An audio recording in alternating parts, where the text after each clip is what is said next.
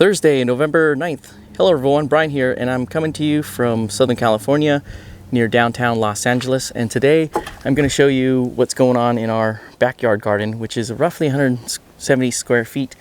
And the thing that we'll be continuing today to illustrate is how the seasons shifted this year. We like to have seasons fall in these categories, but nature doesn't behave that way. Things shift every now and then, and as a gardener, if you can forecast and adjust to that, you'll get more out of your growing climate. So we're seeing things that are still on vines that normally would be not in November, and also be talking a little bit about our citrus. As a quick update, I thought about just doing a video on citrus, but I'm just gonna do a quick talk on that, how they're growing, since there's interest. We still have strawberries that we're picking. This variety is called Gaviota, and if you're familiar with Harry's berries, this is one of the varieties that they grow, and it's a good tasting one. But most importantly, the way Harry's berries grows their strawberries, they grow a few varieties. They employ qualities of excellence, so whatever they grow, it's going to taste good, not so much the variety. So if you put your good varieties in the hands of a great grower, they're going to produce really good stuff for us. Those berries are hard to come by, so we're going to try to grow our own, as much of it as possible. So that's one of the ones that are growing. The other thing that we'll see later on in the back there is our bitter melon vine, and that one surprisingly is still producing bitter melon, but not at the same time, because summer's still hanging around. And then this is one bitter melon that I missed. It was hiding in the peach tree, and the reason I see it now is because it has that bright orange color, and it split open to start to drop its seed. So that's how I noticed it. It's still edible, so in this stage you can eat them. You would just scoop out the seeds and braise or stew the bitter melon. But typically when they're green is when bitter melon is eaten. So yeah, I'll take you back there and show you that in a second. And then just a quick report on citrus. So as I mentioned, summer was late to arrive, and we had both May gray, June gloom, and I think April was very cloudy too. So as a result, we're going to be seeing smaller citrus this year. There's a lot of citrus on the trees, but they tend to be much smaller, and I think that has to do with the lack of sunlight that these trees experience. Citrus also have this alternating bearing effect, where one year they'll be super loaded, and the next they save their energy, don't put out so much fruit, and the yield will be lower. But this year is both the heavy year, but also the year that there wasn't sunshine to sustain it. So you may see in the market, since California produces quite a lot of oranges, you may see probably smaller oranges this year. If you see bigger ones, they might be from Chile or something. This is a quick look at our newest addition. This is a Shasta Gold Mandarin, so excited to try this one when it ripens. And let me take you down this way to see our bitter melon, and then I'll come back and show you some other things that are just procedural in the garden. So here's some bitter melon that's still on the vine. We got one, we got two. And when it comes to bitter melons, there are two types.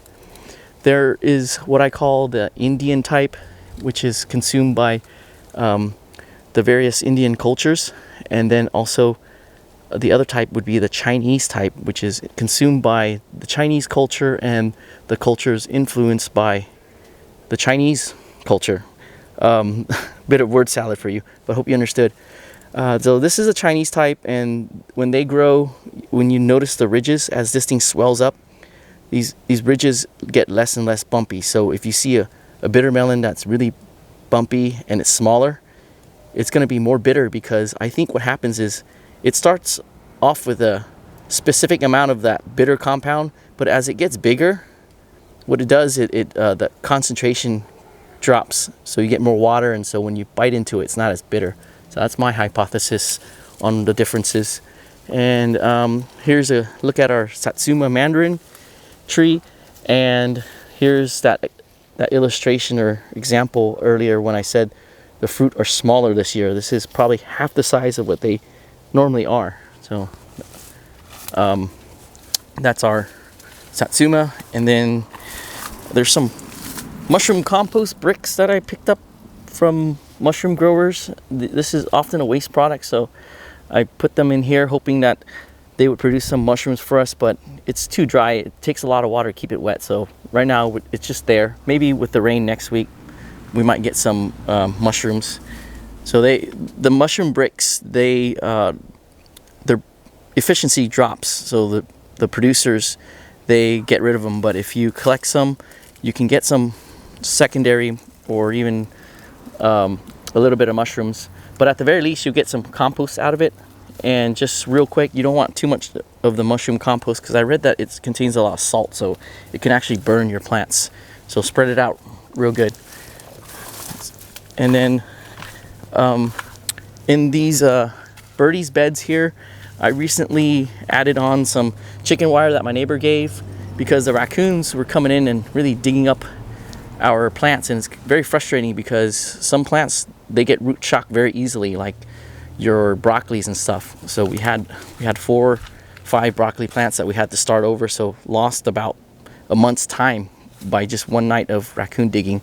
I started by using sticks to basically lay it across where the plants are, and then I used garden staples to staple them down, but they were really adamant about trying to get the grubs out of this bed, and so we lost those. And right now I've enclosed it with some chicken wire, and I think it will keep them out. But at the same time, if they really want to, raccoons are really strong and they can get in. So I added this this bell that I made with some braided cable. I noticed in the videos that they try to be sneaky, so I think any kind of noise would probably dissuade them.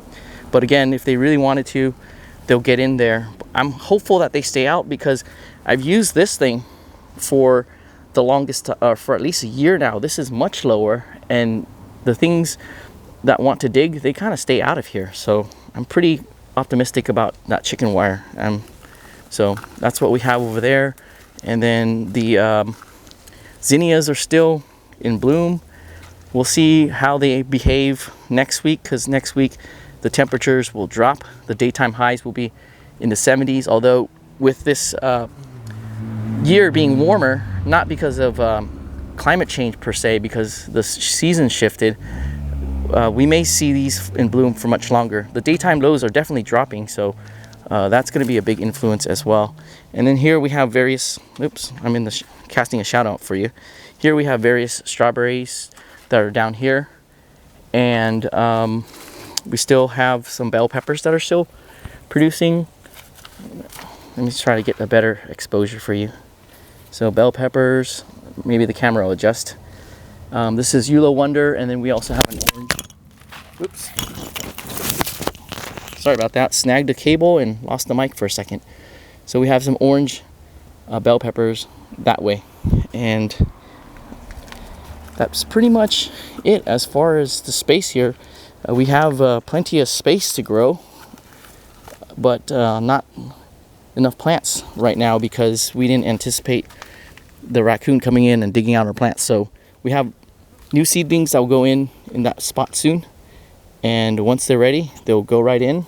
And then we're gonna figure out about this space down here and what to plant next. All right, that's gonna do it for us as far as this backyard area. We're gonna see about the 1 to 3 inches of rain next week.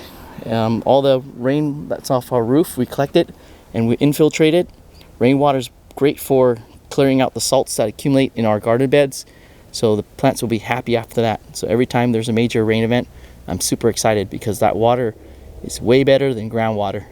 Okay, that'll do it for today. Hope you have a really wonderful weekend, and I'll see you in the next video. Thanks always for coming out and supporting the channel, and I look forward to seeing you soon.